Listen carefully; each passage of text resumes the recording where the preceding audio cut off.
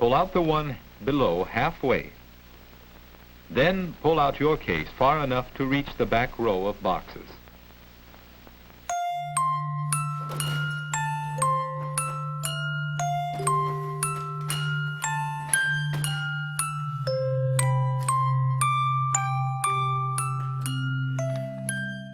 My name's Paul Collier. I'm the letterpress and typography technician at the University of Plymouth.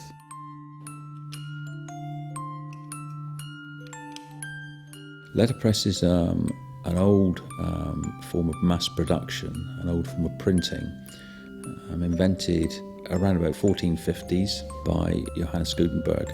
This workshop tends to work in the same way as it did back in that time. So by using these pre-moulded, reusable letters and made of metal and wood, movable type, we can produce words and sentences and paragraphs and pages of text.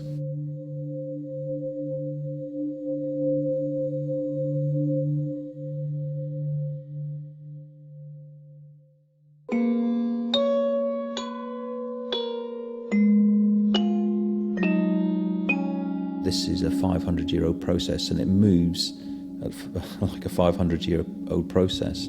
It requires a greater degree of consideration when you're using this, mainly because there are no quick highlight and change sizes or typefaces like we can do on the computer. That's why technology has really pushed forward, is that we can change things in an instant.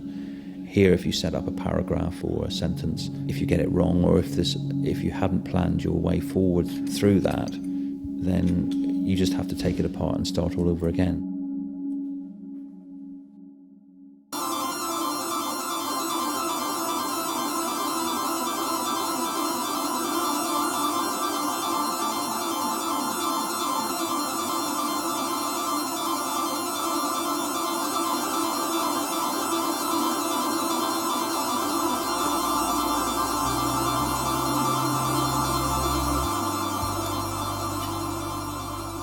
Once you're there amongst it, really, because I know the layout of the case, I'm familiar with where all the letters are in the boxes, my mind tends to wander. I'm listening to what students are saying in the room, I'm making sure the body language is all right, they're not struggling with things, and bit by bit I'm putting my letters together. And I know what it's going to look like, I have a vision of what it's going to come out like. I'm looking forward to seeing it, basically, and getting it finished. But the process is quite therapeutic. You can calmly put this thing together piece by piece, and it's a very enjoyable process.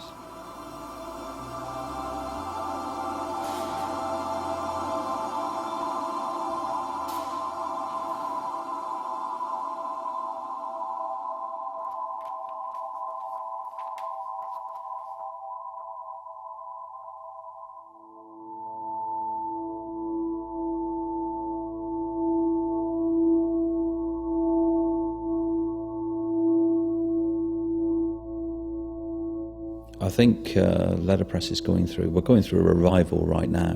We almost, particularly this country in particular, nearly lost a lot and jumped on the lithography bandwagon and just threw everything else away. The equipment now is becoming highly sought after now. We're in the process of people wanting to have this machinery and get hold of it, and that's not easy now because it's difficult to find. Sometimes even harder are spare parts and bits and pieces like that, and it's old school.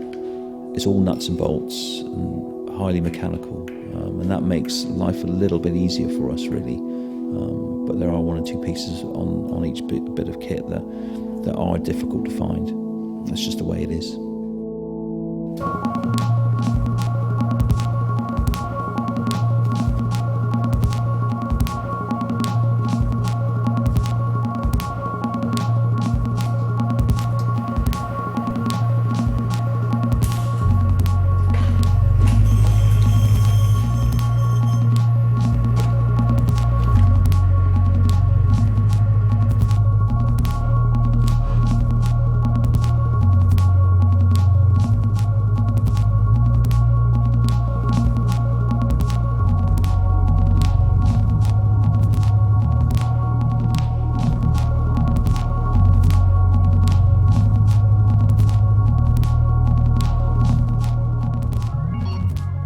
quality of image produced by Letterpress is quite sought after. The inked-in depression that is the characteristic mark left in the sheet by the letters is something that people don't see very often because of the laser print and the inkjet don't produce that anymore, and that's the familiarity. So when they see this, it has the wow factor, and I always like to see the look on it when a group of students come in for the first time and I'm showing them how the room operates and how it functions and how they function in the room.